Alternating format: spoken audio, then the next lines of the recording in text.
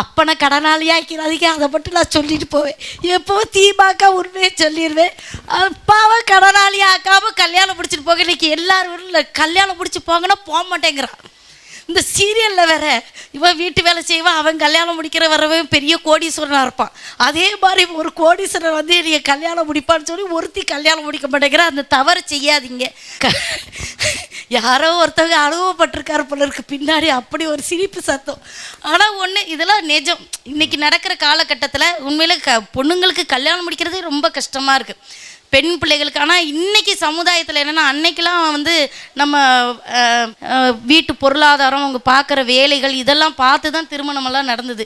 ஆனால் இன்றைக்கி 2 பேரும் மனசுக்கு பிடிச்சி அவங்களுடைய மன சம்மதத்தோடு கல்யாணம் முடிக்கிறேங்கிறாங்க. ஆனால் சீக்கிரத்தில் முடிச்சுக்கிறாங்க. அதையா ஏன்னு எனக்கு தெரிய மாட்டேங்குதியா. அதனால் எதுவும்னாலும் நிதானமாக நம்ம வந்து ஒரு விஷயத்தில் இறங்கணுன்னா நிதானமாக யோசித்து அந்த செயலில் நம்ம இறங்கணும். எப்போவும் சந்தோஷமாக இருக்கணும்.